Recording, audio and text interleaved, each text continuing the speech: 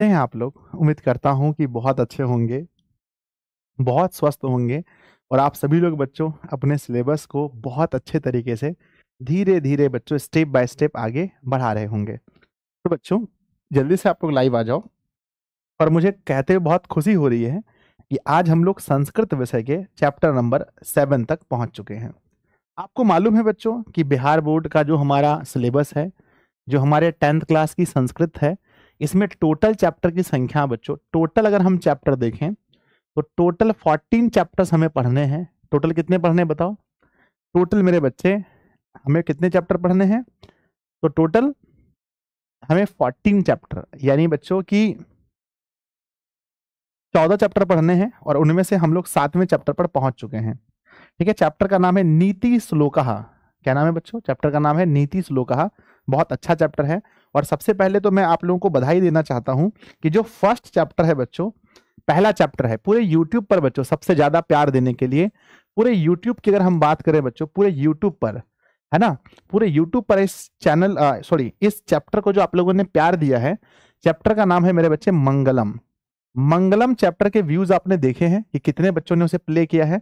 लगभग बच्चों मैंने देखे हैं कि लगभग 1,08,000 बच्चों ने, लगभग बच्चों हम कह सकते हैं कि 40-45 दिन के अंदर, 40 से 45 दिन के अंदर जो आप लोगों ने प्यार दिया है 1,08,000 व्यूज का बच्चों मंगलम चैप्टर में, इसके लिए आप सभी को तहे दिल से बहुत बहुत धन्यवाद, इतना मेरे ऊपर प्यार और मेरे ऊपर विश्वास दिखाने के लिए। ठीक है, 100 के प्लस व्यूज हैं बच्चों। ठीक है, अब आपको मालूम है कि हमारे संस्कृत में ऑब्जेक्टिव कितने आने वाले हैं? मेरे बच्चे हमारे संस्कृत में टोटल ऑब्जेक्टिव कितने आने वाले हैं? सर हमारे संस्कृत विषय में टोटल ऑब्जेक्टिव की संख्या बच्चों हमारे बुक से, सिर्फ बुक से बात करते हैं, टोटल तो 100 आएंगे, उसमें से बुक से कितना पूछा जाएगा? तो बुक से बच्चों लगभग 40 प्लस, लगभग मेरे बच्चे 40 प्लस क्वेश्चन जो है ऑब्जेक्टिव में सिर्फ बुक से पूछे जाएंगे। और मेरे बच्चे हमारा जो ग्रामर होगा, जो ग्रामर होगा बच्चों 45 कर देते हैं इसको, टोटल 45। और ग्रामर से मेरे बच्चे, ग्रामर से अगर हम बात करें तो 55 से 60 के बीच, और ये 40 से, ये मेरे बच्चे 40 से 45 के बीच बुक से पूछा जाता है। यानी आप सोचो कि अगर आप बच्चों पूरा चैप्टर पढ़ लिए तो क्या आपको ऑब्जेक्टिव में दिक्कत होने वाला है? बोलो हाँ या नहीं। तो मेरे बच्चे अगर आपने जिस दिन 14 में से 14 चैप्टर पढ़ लिया तो समझो उस दिन बच्चों 50 में से 40 ऑब्जेक्टिव आपका अपने आप बन जाएगा। 40 ऑब्जेक्टिव बुक का अपने आप बन जाएगा। तो फिर व्याकरण से कितने बनाने हैं बच्चों? व्याकरण से हमें कितने और बनाने पड़ेंगे? तो व्याकरण से बच्चों सिर्फ हमें 10 ऑब्जेक्टिव बनाना है, सिर्फ 10 एमसीक्यू हमें ग्रामर से बनाना है, 40 एमसीक्यू हम लोग बुक से बनाएंगे। तो बच्चों चलिए अब हम क्लास को स्टार्ट करते हैं। इसके पहले मैं आप लोगों से रिक्वेस्ट करना चाहता हूं कि जितने भी 1500 बच्चे क्लास में जुड़े हैं, मैं आप लोगों से कहना चाहता हूं इस क्लास को बच्चों पूरे दम खम के साथ शेयर कीजिए। सभी बच्चे क्लास को शेयर करेंगे और सभी लोग क्लास को लाइक भी कर दीजिए फटाफट से। जितने बच्चे हैं एक साथ सब लोग क्लास को शेयर करेंगे। अपना जो परिवार है, दिशा ऑनलाइन क्लासेस का जो अपना परिवार है बच्चों, ये परिवार मिनिमम 2000 प्लस होना चाहिए। मिनिमम 2000 प्लस बच्चे जुड़ेंगे तब हम लोग क्लास को शुरू कर सकते हैं। आइए बच्चों, सबसे पहले मैंने कहा है भाई श्री गणेशाय नमः, गणेश जी का आशीर्वाद जीवन में बहुत बहुत बहुत जरूरी है हमेशा के लिए। दूसरी बात है बच्चों आगे है बच्चों माँ शारदे, संस्कृत हम लोग पढ़ रहे हैं, माँ शारदे इनका भी आशीर्वाद लेना बहुत जरूरी है। अब आगे बच्चों देखते हैं, ये है हमारा बैच। आपको संस्कृत का पूरा नोट्स किस बैच में मिलेगा बताओ? नोट्स कितना इंपॉर्टेंट है आपको मालूम है? संस्कृत का जो नोट्स है बच्चों वो आपको किस बैच में मिलेगा? तो ड्रीम 450 प्लस बच्चों। अभी तक जो नोट्स आपको वहां दिया गया है आप उस नोट्स को पढ़िए। इसके बाद बच्चों हम बहुत ही जल्दी हम आपको, मतलब एक आध महीने के अंदर ही हम आपको अपडेट नोट्स भी दे देंगे। कौन सा? संस्कृत के अपडेट नोट्स एक साथ आपको मिल जाएंगे। यानी 14 में से 14 चैप्टर हम एक साथ आपको देने वाले हैं। ये आपको इस बैच में मिलता है। कोई ऐसा बच्चा है जिन्होंने इस बैच को परचेज नहीं किया है? कोई है तो हाथ उठाए। कोई है ऐसा जिन्होंने बैच परचेज नहीं किया है? आई थिंक सभी बच्चों ने परचेज किया होगा। बिहार मैट्रिक परीक्षा 2025, जहां से बच्चों आपको पता है टॉप 10 में इस बार 15 टॉपर्स स्टूडेंट आए हैं इस बैच से। चाहे बात हो शिवांकर की या बात हो आदर्श का या आदित्य का, जो भी बात हो वो सब इसी बैच से थे, ठीक है ना। लाइव क्लास मेरे बच्चे, वीडियो क्लासेस सब कुछ आपको मिलती हैं। तो अगर आपने अभी तक नहीं बैच परचेस किया है तो जरूर मेरे बच्चे बैच परचेस कर लेना। आप लोग पूछोगे सर कौन सा एप्लीकेशन है, तो क्या आपको पता है एप्लीकेशन के बारे में? यस यस बताओ फटाफट से। ये बच्चों एप्लीकेशन है, प्ले स्टोर में जाके सर्च करना दिशा ऑनलाइन क्लासेस, ये सर्च करना मेरे बच्चे, आपको देखने को मिल जाएगा। ठीक है, शुरू करें। आइए बच्चों स्टार्ट करते हैं। और आज जो हमारा चैप्टर है इसका नाम क्या है? नीति श्लोक, यानी नीति से संबंधित श्लोक बच्चों, ठीक है ना। आपने अक्सर लोगों को ये बात बोलते हुए सुना होगा, मान लो कि किसी व्यक्ति ने आपसे 500 रुपए लिया, मान लो किसी व्यक्ति ने आपसे 500 रुपए लिया और वो आपको 500 रुपए वापस नहीं कर रहा है, तो आप उसको क्या बोलेंगे? हम उसे कहते हैं भाई तुम्हारी नीति खराब है, तुम्हारी जो नीति है ना वो खराब है। या मान लीजिए कि कोई विद्यालय है और वहां जब स्कूल में एग्जाम होता है तो बच्चे बहुत चोरी करते हैं, तो वहां भी हम ये कहते हैं कि सर इस स्कूल का नीति ही खराब है। या हम ये कहते हैं कि इस स्कूल के शिक्षक का या इस स्कूल के प्रधानाध्यापक का या इस स्कूल के बच्चे का नीति ही खराब है। तो बच्चों नीति मतलब सीधा बात है, नीति मतलब सीधा बात है कि नीति संबंधित श्लोक यहाँ पढ़ेंगे। नीति मतलब बच्चों समझो कि आपको ज्ञान मिलने वाला है, क्या सीखने मिलने वाला है बताओ। तो बच्चों किससे संबंधित श्लोक हैं बताओ? तो कहना गुरुजी ज्ञान से संबंधित श्लोक, ज्ञान से संबंधित श्लोक। कोई नियम, नियम से संबंधित श्लोक, सीधा बोलो नियम से संबंधित श्लोक, नियम से संबंधित श्लोक, संबंधित श्लोक। तो बच्चों हम इस चैप्टर में पढ़ने वाले हैं कुछ नियम से, कुछ खास नियमों से संबंधित श्लोक को हम लोग पढ़ने वाले हैं। प्लीज मुझे बताइए क्या आपको मालूम है कि इस चैप्टर में कुल कितने श्लोक हैं बच्चों? क्या किसी को मालूम है कुल कितने श्लोक हैं? बता सकते हैं कोई? सर नीति श्लोका चैप्टर में कुल कितने श्लोक हैं? तो गुरुजी कुल 10 श्लोक हैं। आइए हम लोग पढ़ते हैं। हम उम्मीद करते हैं कि आप लोग अच्छे से बैठे होंगे। आपके सामने बच्चों आपका कॉपी रखा होगा, आपके सामने एक नोटबुक, आपके पास पेन होगा, किताब होगा और आपने ईयरफोन लगा लिया होगा। शुरू करें, कहानी स्टार्ट किया जाए। 1700 बच्चे जुड़ पाए, मैंने बोला था 2000। प्लीज शेयर कीजिए सब लोग, सभी लोग अपने अपने दोस्तों में शेयर कीजिए ताकि 2000 प्लस बच्चे जुड़ सकें। आइए शुरू करते हैं। एक बच्चे ने लिखा है कि सर गलत है सर जी, चैप्टर 7 बा सबक दुख परंपरा है। अच्छा मेरे बच्चे, हमने नियम से संबंधित श्लोक के बारे में बात कर रहे हैं, अभी हम आगे कहां बढ़े हैं? लिखा है मेरे बच्चे फर्स्ट में कि अयम पाठः, मतलब इस पाठ में सुप्रसिद्धस्य ग्रंथस्य महाभारतस्य उद्योग पर्वणः अंश विशेषः अध्याय 33 से 40 रूपायः विदुर नीति संकलितः। बच्चों ये जो हमारा पाठ है वो कहां से लिया गया है बताओ? लिखा गया है कि यह पाठ सुप्रसिद्ध ग्रंथ महाभारत के उद्योग पर्व के अंश विशेष रूप हैं, जो उद्योग पर्व के अध्याय 33 से 40 से लिया गया है। और बच्चों इसको विदुर नीति संकलित, और इसे बच्चों इसे एक विदुर नीति से लिया गया है। नहीं बच्चों, विदुर नीति से लिया गया है। अब आप बोलेंगे सर नहीं समझ में आया कि विदुर नीति क्या है? विदुर नीति बच्चों एक पुस्तक है, ध्यान दीजिएगा। क्या आपने कभी गीता के बारे में सुना है बच्चों? सबसे बड़ा क्या है? सबसे बड़ा महाकाव्य है महाभारत, महाभारत। अब इस महाभारत की घटना से ही बच्चों, महाभारत की घटना से ही उठा करके क्या बना दिया गया है? महाभारत की घटना से जो छोटा सा अंश उठा दिया गया है तो उससे हमारा गीता बन गया है। और बच्चों इसी के थोड़े से पाठ से उठा करके बना दिया गया है क्या? विदुर नीति। तो मेरे बच्चे विदुर नीति, तो अगर मैं आपसे पूछूं बच्चों कि विदुर नीति किसका अंश है, तो कहना विदुर नीति महाभारत का अंश है। और जो विदुर नीति पुस्तक बना है वो महाभारत के किस भाग से बना है? तो कहना महाभारत के उद्योग पर्व से, महाभारत के उद्योग पर्व से लिया गया है। विदुर नीति जो है महाभारत के उद्योग पर्व से लिया गया है। महाभारत के उद्योग पर्व से लिया गया है। और बच्चों ये विदुर नीति, और इसी विदुर नीति से इस पाठ में श्लोक लिए गए हैं। आपसे पूछा जाएगा कि बच्चों जो हम लोग श्लोक पढ़ रहे हैं ये श्लोक कहाँ से लिए गए हैं, तो कमेंट बॉक्स में लिखिए। तो लिखेंगे विदुर नीति से। विदुर नीति किसका अंश है? तो विदुर नीति महाभारत का अंश है।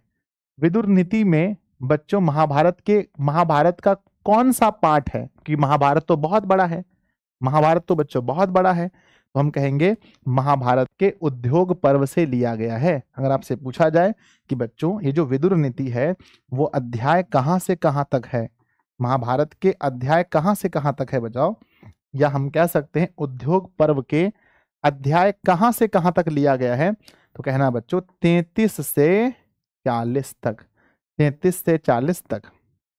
ठीक है, तो आपने देखा कि ये जो हम लोग पढ़ रहे हैं, जो हम लोग नीति पढ़ने वाले हैं, वो नीति बच्चों कहाँ से लिया गया? विदुर नीति से लिया गया है। और खुद विदुर नीति की अगर हम बात करें तो ये महाभारत के उद्योग पर्व का एक अंश है जो 33 से लेकर 40 तक है। बच्चों समझ गए?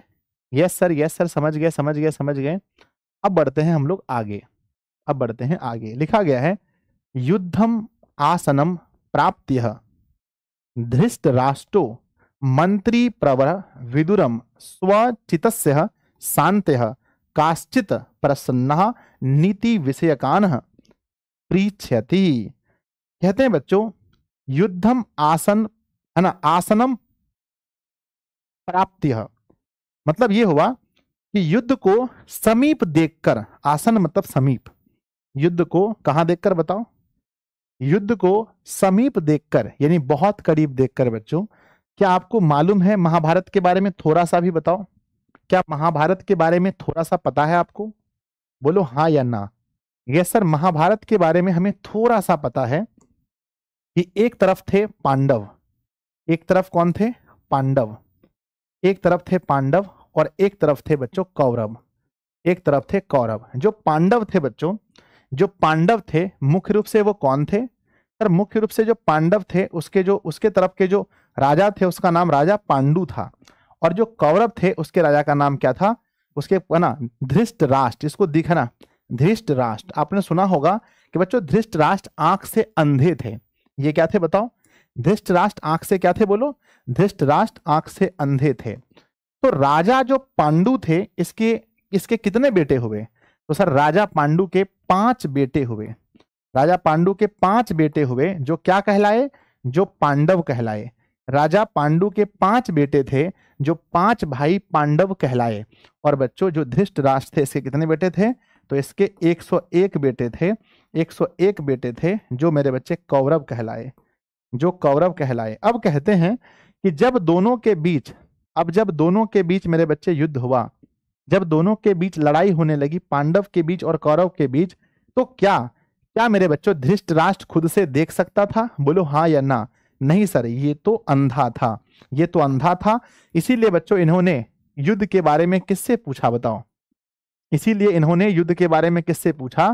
तो गुरुजी इन्होंने युद्ध के बारे में अपने मंत्री से पूछा। मंत्री, उसका नाम क्या था बताओ? है ना, इन्होंने युद्ध के बारे में अपने ही मंत्री से पूछा, और उस मंत्री का नाम प्लीज कमेंट बॉक्स में लिखेंगे कि सर मंत्री का ही नाम विदुर था। मंत्री का ही नाम क्या था? विदुर था। मंत्री का ही नाम विदुर था।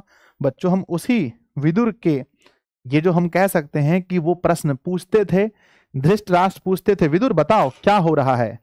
तो कहते हैं गुरुदेव युद्ध हो रहा है, बताइए क्या हो रहा है? तो कौरव पांडवों पर भारी हैं, बताओ क्या हो रहा है? तो श्री कृष्ण रथ लेकर अर्जुन को बिठाकर आ रहे हैं, बताओ क्या हो रहा है? तो बच्चों जो ये पूछ रहे थे, जो धृष्टराष्ट्र पूछ रहे थे, उन सभी प्रश्नों का समुचित उत्तर कौन दे रहे थे? तो उसका उत्तर विदुर दे रहे थे। तो बच्चों आइए हम आगे देखते हैं, यही चीजों को हम लोग यहां पर अभी देख रहे हैं। यहां पर लिखा गया है कि युद्धम आसनम प्राप्य, मतलब कि युद्ध को समीप देखकर धृष्टराष्ट्र मंत्री परम विदुरम, धृष्टराष्ट्र अपने परम मित्र धृष्टराष्ट्र जो है वो अपने मंत्री विदुर से स्वचितस्य मतलब खुद की आत्मा की शांति के लिए, चितस्य शांतने मतलब स्वयं के खुद के मन की शांति के लिए काष्टिन प्रसन्न मतलब काष्टिन मतलब कुछ, प्रसन्न मतलब कुछ प्रश्न, नीति विषयकान पृच्छति कुछ प्रश्न पूछते हैं। एग्जाम में पूछा जाएगा, एग्जाम में पूछा जाएगा कि मेरे बच्चे धृतराष्ट्र किससे प्रश्न पूछते हैं? आंसर बताइए। आंसर कहेंगे विदुर से। फिर हम पूछेंगे कि विदुर किसके प्रश्नों का उत्तर देते हैं? तो कहेंगे धृतराष्ट्र के। ठीक है, आगे बढ़ते हैं, आगे बढ़ जाएं। आगे लिखा मेरे बच्चे, नेक्स्ट लिखा गया है तेषाम समुचित समुचित उत्तरम विदुरो ददाति, और कहते हैं जो भी प्रश्न पूछते हैं उसका समुचित उत्तर कौन देते हैं? तो कहते हैं तेषाम मतलब उसके, समुचित उत्तर विदुरो ददाति यानी कि विदुर उसके प्रश्न का, धृतराष्ट्र के प्रश्न का उत्तर विदुर देते हैं। तदेव प्रश्नोत्तर रूपम ग्रंथ ग्रंथ रत्नम विदुर नीति। तब बच्चों कहते हैं इसलिए जो विदुर नीति ग्रंथ है, विदुर नीति ग्रंथ है वो किस रूप में है? तो विदुर नीति ग्रंथ मेरे बच्चे प्रश्न और उत्तर के रूप में है। किस रूप में है? प्रश्न और उत्तर के रूप में। एग्जाम में पूछा जाएगा कि विदुर नीति ग्रंथ किस रूप में है। आंसर भेजिए कमेंट बॉक्स में जल्दी से। विदुर नीति ग्रंथ किस रूप में है? तो कहना बच्चों प्रश्न उत्तर रूप में है। फिर आपसे पूछा जाएगा कि बताइए भाई कि प्रश्न और उत्तर के रूप में कौन सा ग्रंथ है? तो कहना विदुर नीति। किसके प्रश्न है, यानी क्वेश्चन किसका है? तो धृतराष्ट्र के प्रश्न है। उत्तर किसका है? उत्तर विदुर का है, तो प्रश्न उत्तर के रूप में है। कहते हैं इयमपि ही भगवत गीतेव महाभारतस्य है ना, महाभारतस्य अंगम है ना, अंगम अपि स्वतंत्र ग्रंथ रूपा वर्तते। कहते हैं बच्चों कि यह भी भगवत गीता की तरह महाभारत का एक स्वतंत्र रूप है। महाभारत का एक स्वतंत्र रूप है। यानी बच्चों विदुर नीति की तुलना किससे की गई है? जल्दी बताओ। विदुर नीति की तुलना किस ग्रंथ से की गई है? तो कहना बच्चों कि विदुर नीति की जो तुलना है वो भगवत गीता से की गई है। भगवत गीता से की गई है। कहा गया है जैसे भगवत गीता महाभारत से एक हटके अलग रूप में एक स्वतंत्र ग्रंथ है, महाभारत की ही चीज उसमें है, लेकिन फिर भी भगवत गीता एक स्वतंत्र बुक है, एक अलग किताब है, एक अलग ग्रंथ है। उसी प्रकार से विदुर नीति भी है। तो बच्चों क्या आपको लगता है कि यहां से कोई भी सवाल पूछा जाए तो आप बता सकते हैं? प्लीज मुझे एक बार दिल बनाकर भेजें कि गुरुजी मुझे अपने ऊपर घमंड नहीं, अपने ऊपर विश्वास है कि कोई भी प्रश्न पूछा जाए मैं बता सकता हूं। तो आइए बच्चों देखते हैं टेस्ट लगा करके क्या आप मेरे सभी प्रश्नों का उत्तर दे सकते हैं। एक छोटा सा टेस्ट हम आपसे लेते हैं। बच्चों सबसे पहले ये बताओ कि जो नीति श्लोका है इसके लेखक कौन है? नीति श्लोका के लेखक बता सकते हैं? सर नीति श्लोका के लेखक हैं विदुर। कौन है? महात्मा विदुर कह सकते हैं। महात्मा विदुर इसके लेखक हैं, महात्मा विदुर हैं। अगला है बच्चों कि नीति श्लोका किस रूप में है? तो कहना बच्चों कि नीति श्लोका जो पाठ है ये किस रूप में है? तो ये प्रश्नोत्तर रूप में है। अगर मैं पूछूं बच्चों कि इस पाठ में है ना, इसमें बच्चों कितने श्लोक हैं? तो 10 श्लोक हैं। अगर मैं आपसे पूछूं बच्चों कि बताओ कि नीति श्लोका के ना कि विदुर नीति की तुलना किससे हुई है? तो विदुर नीति की तुलना मेरे बच्चे है ना कि भगवत गीता से, है ना, भगवत गीता से इसकी तुलना हुई है। इसकी तुलना बच्चों भगवत गीता से हुई है। अगला अगर 5 में मैं पूछूं बच्चों कि ये बताओ कि जो विदुर नीति है वो किसका अंश है? बच्चों विदुर नीति किसका अंश है? तो कहना बच्चों महाभारत का अंश है। विदुर नीति महाभारत का अंश है। और बच्चों महाभारत के किस पर्व से लिया गया है? तो महाभारत के उद्योग पर्व से लिया गया है। बच्चों महाभारत के किस अध्याय से लिया गया है? और आपसे पूछा जाए कि किस अध्याय से लिया गया है तो कहना बच्चों अध्याय संख्या 33 से 40। अध्याय संख्या कितना है? 33 से 40। अध्याय संख्या 33 से 40 पूछेंगे बच्चों। अगला सवाल पूछा जाएगा कि कि धृष्टराष्ट्र, है ना, अंधे कौन थे? अंधे कौन थे? तो कहना बच्चों धृष्टराष्ट्र जो है वो अंधे थे। अगला पूछा जाएगा मेरे बच्चे कि ये बताओ कि धृष्टराष्ट्र किससे प्रश्न पूछते हैं? तो धृष्टराष्ट्र किससे पूछते हैं? तो धृष्टराष्ट्र विदुर से पूछते हैं। और पूछा जाए कि बच्चों विदुर किसके प्रश्नों का समुचित उत्तर देते हैं? विदुर उत्तर किसके प्रश्नों का देते हैं? तो विदुर मेरे बच्चे धृष्टराष्ट्र के प्रश्न का उत्तर देते हैं। ये सभी सवाल बहुत इंपॉर्टेंट है आपके लिए, आपके एग्जामिनेशन के लिए बहुत इंपॉर्टेंट है। तो क्या बच्चों अब आप लोग श्लोक पढ़ने के लिए तैयार हैं? तो चलिए हम शुरू करते हैं। सबसे पहला श्लोक, ठीक है, तैयार हैं आप लोग? एक प्यारा सा इमोजी भेजेंगे गुरुदेव हम लोग तैयार हैं। दोस्तों में दम लगाकर शेयर कर दीजिए। 1900 बच्चे हो गए हैं, हमने बोला है 2000 प्लस, तो एकदम दम लगा करके सब लोग शेयर कर दीजिए फटाफट से। चलिए, तो अब बारी है बच्चों श्लोक पढ़ने की। अब बारी है श्लोक पढ़ने की। पहला श्लोक शुरू करें। ये रहा आपके सामने पहला श्लोक।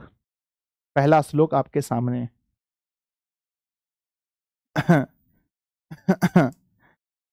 यस्य कृतं न विद्यन्ति शीत, है ना, शीत उष्णं भयम रति समृद्धि समृद्धोर्वा तवे पंडित उच्यते। यस्य कृतं न विद्यन्ति शीतम शीत उष्णं भयम रति समृद्धि समृद्धि समृद्धिर समृद्धोर्वा सवे पंडित उच्यते। बच्चों समझने का प्रयास करते हैं। कहते हैं कि यस मतलब कि जिसके, यस मतलब होता है जिसके, जिसके कृतम मतलब होता है कार्य, जिसके कार्य न विध्यंती, विघ्न मतलब होता है न विघ्यंती, विघ्न मतलब होता है बाधा। कहते हैं कि जिसके काम में बाधा नहीं डाल सके। शीत मतलब ठंडी, उष्ण मतलब गर्मी, भय मतलब डर, है ना, भय मतलब डर, और रति कहते हैं बच्चों कि जिसके काम में, जिसके कार्य में ठंडी गर्मी डर ये सभी बाधा नहीं डाल सके। समृद्धि समृद्धिर समृद्धोर्वा तवे पंडिता उच्यते। कहते हैं बच्चों जिसके काम में, जिसके कार्य में ना तो बच्चों, जिसके काम में, जिसके काम में ना तो ठंडी, ना ही गर्मी, ना ही भय, और ना ही बच्चों रति, मतलब सॉरी यहां पर रति का मुझे पता नहीं चल रहा है, ये सभी बाधा नहीं डाल सके, है ना। समृद्धिर समृद्धोर्वा, और बच्चों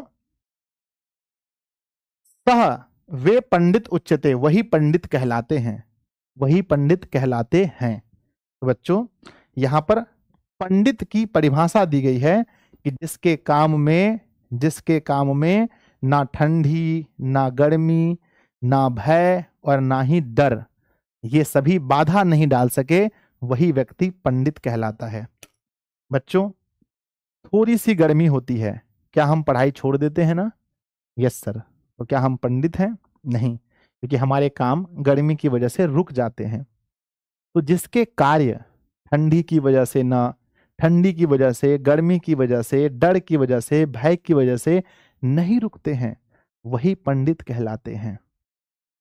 हम लोग तो बच्चों थोड़ा सा ठंडी हो गया, पढ़ना हम लोग खत्म कर देते हैं, थोड़ा सा गर्मी हुआ, पढ़ना हम बंद कर देते हैं, थोड़ा सा भूत हुआ, भूत किया, हम लोग डर जाते हैं। तो बच्चों मुझे बताओ, क्या आप समझ गए? एग्जाम में पूछा जाएगा कि जिसके काम ठंडी गर्मी भय और डर से नहीं रुके, उसे क्या कहते हैं? तो उसे मेरे बच्चे, उसे ही पंडित कहते हैं। तो फर्स्ट वाले में, पहले वाले में, पहले वाले श्लोक में हमें पंडित के बारे में बताया गया है कि पंडित किसे कहते हैं। ठीक है, रति का मतलब सर भुगता होता है सर। चलो ठीक है, आगे बढ़ते हैं। नेक्स्ट श्लोक नंबर दूसरा, श्लोक नंबर दूसरा। तत्वज्ञ सर्वभूतानाम योग्य सर्वकर्मणाम उपाज्ञो मनुष्याम नरा पंडिता उच्यते।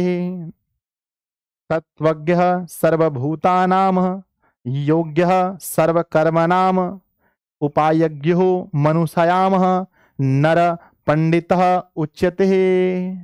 कहा गया है बच्चों तत्वम मतलब की होता है, तत्वम मतलब जो तत्व, तत्व सर्वभूता नाम, सर्व मतलब सभी, भूता नाम मतलब जो लोग हैं, सभी जीव के, भूता नाम मतलब जीव, सभी जीव के तत्व को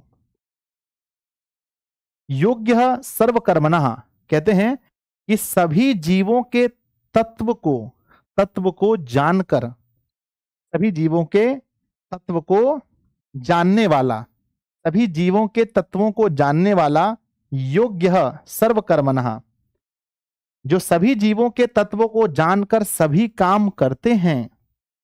उपायज्ञो मनुष्यानाम और जो मनुष्यों के, और जो मनुष्यों के उपाय हैं, जो मनुष्यों के उपाय हैं वही नर पंडित कहलाते हैं।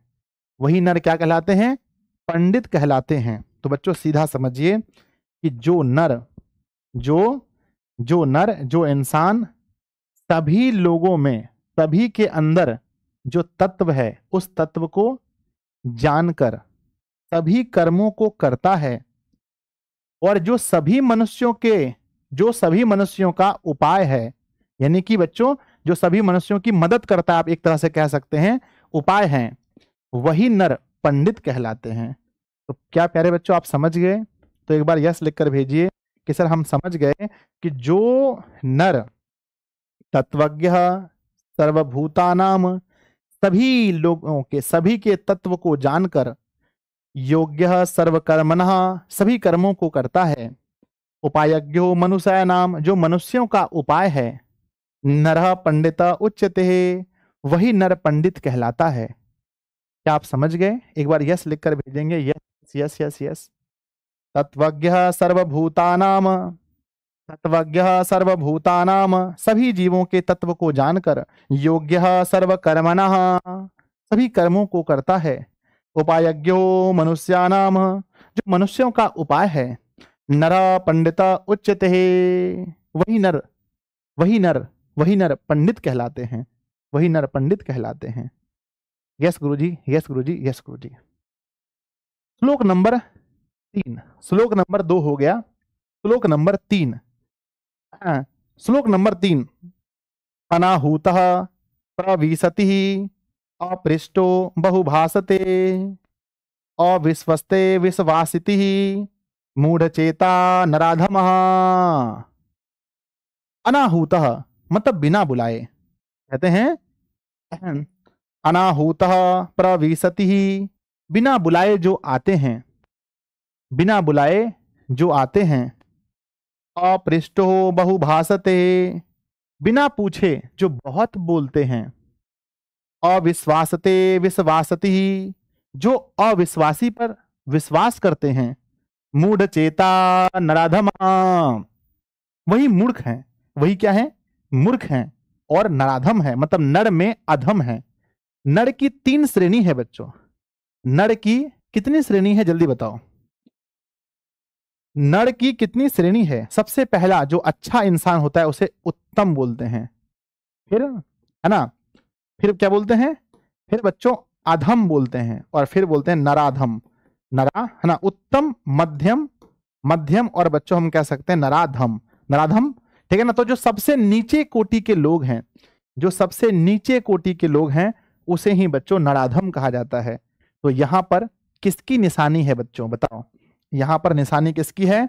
जो मूर्ख लोग हैं, मूर्ख लोगों की निशानी, और जो सबसे नीच मनुष्य है, नीच, सबसे नीच इंसान है, उसकी निशानी दी गई है। बताओ क्या बच्चों आप भी ऐसा करते हैं? क्या आप भी कभी ऐसा करते हैं? अनाहूतः प्रविशति, बिना बुलाए कहीं आप जाते हैं क्या? आपकी मौसी ने आपको नहीं बुलाया, पहुंच गए, मौसी प्रणाम हम आ गए, मने मन सोचे कि फिर आ गया खाने के लिए। अब किसी के घर में बच्चों आपको शादी का कार्ड नहीं दिया है और चुपचाप आप खाने के लिए मुंह उठा के पहुंच गए, हम भी खाएंगे भोज। अब आपका दोस्त बर्थडे मना रहा है, आपको नहीं टोका है, जबरदस्ती नहीं घुसना है, कहीं भी जबरदस्ती मत घुसिए। अनाहू है ना, लिखा है ना बच्चों, अनाहूतः प्रविशति, अनाहूतः प्रविशति, अनाहूतः प्रविशति, बिना बुलाए कहीं मत जाइए, बिना बुलाए कहीं मत जाइए। आगे मेरे बच्चे, पर है ना, अपृष्टो बहुभाषते है, क्या बिना पूछे आप बहुत बोलते हैं? अब दो दोस्त बात कर रहा है, आपसे पूछवे नहीं किया है, हम अपना सलाह दें, गजोधर को चाहिए कि उसको बेटा को शादी करा देना चाहिए, मेरा ऐसा मानना है। अरे भगवान, आपसे पूछा जाएगा तब ना बोलिएगा हो, बिना पूछे आप ढीप ढाप मार रहे हैं। तो कहते हैं अपृष्टो बहुभाषते है, बिना पूछे जो बहुत बोलता है, बिना पूछे जो बहुत बोलता है। हाँ, आगे, अविश्वासते विश्वासति ही, जो इंसान विश्वास करने के लायक नहीं है, आप उस पर विश्वास कर रहे हैं। जो इंसान बच्चों, सब पूरा गांव जिसको धुड़वा बोल रहा है, क्या बोल रहा है बोल तो, सारा गांव जिसको धुड़वा बोलता है, धुड़वा, और आप इस पर विश्वास कर रहे हैं, आप इस पर क्या कर रहे हैं, विश्वास कर रहे हैं, जो विश्वास करने के लायक नहीं है। अब शेर जो खाता है सबको, आप उस पर विश्वास कर रहे हैं। तो बच्चों, अगर आप उस पर विश्वास करेंगे, आप अगर उस पर विश्वास करेंगे, तो मूढ़ चेता नराधम, तब आप मूर्ख कहलाएंगे, और आप नराधम, सबसे नीचे कोटि के इंसान आप कहलाएंगे बच्चों। ठीक है, तो मूर्ख की क्या निशानी है, एग्जाम में पूछा जाएगा कि मूर्ख की क्या निशानी है, तो कहिएगा कि जो बिना पूछे कहीं जाता है, सॉरी, जो बिना बुलाए कहीं जाता है, और जो बिना पूछे बहुत बोलता है, जो अविश्वासी पर विश्वास करता है, वही व्यक्ति मूर्ख कहलाता है। तो बच्चों, क्या हम इससे आगे बढ़ जाएं? एक बार दिल बनाकर भेजो कि सर मजा आ गया, मजा आ गया सर, समझ में आ गया। अनाहूतः प्रविशति, अपृष्टो बहुभाषते, अविश्वासते विश्वासति, मूढ़चेता नराधमः। बिना बुलाए कौन जाते हैं, तो कहना नराधम। बिना पूछे बहुत कौन बोलते हैं, कहना नराधम। अविश्वासी पर विश्वास कौन करते हैं, कहना नराधम। चलिए अगले मंत्र पे चलते हैं, मंत्र नंबर 4, श्लोक नंबर 4 पर चलते हैं। एको धर्मः परम श्रेयः, प्रमयकः शांति रूत ना शांति रूतमः, विद्यायका परम तृप्ति, अहिंसेका सुखावः। एको धर्म परम श्रेयः। बच्चों बताइए, कितना, क्या आपको जीवन में 4-5 धर्म ग्रहण करना चाहिए? क्या 4-5 धर्म बच्चों आपको ग्रहण करना चाहिए, या एक ही धर्म आपके लिए श्रेष्ठ है? श्रेय मतलब श्रेष्ठ। 4-5 धर्म आपको चुनना चाहिए। आप हिंदू भी बन जाइए, मुस्लिम भी बन जाइए, सिख भी बन जाइए, ईसाई बन जाइए, बुद्धि बन जाइए, पारसी बन जाइए, यहूदी बन जाइए, क्या ये सब करना चाहिए? नहीं। कहते हैं एक धर्म परम श्रेय, एक धर्म, एक जो धर्म है वही परम श्रेष्ठ है। एक धर्म परम श्रेष्ठ है बच्चों, चाहे आप किसी एक धर्म में रहिए, वो परम श्रेष्ठ है। क्षमय का शांति रूतम, और बच्चों शांति, शांति का जो सबसे जो बड़ी शांति है वो है क्षमा करना। वो क्या है? क्षमा करना। अपने दुश्मन को क्षमा कर देना बच्चों शांति है। तो एग्जाम में पूछा जाएगा कि सबसे बड़ी शांति कहाँ से मिलती है, सबसे बड़ी शांति कहाँ से मिलती है, तो कहना जब हम किसी को क्षमा कर देते हैं, किसी दोषी को जब हम क्षमा कर देते हैं तो हमें सबसे बड़ी शांति मिलती है। विद्या का परम तृप्ति, विद्या का मतलब विद्या से परम तृप्ति मिलती है। बच्चों विद्या से क्या मिलती है बोलो?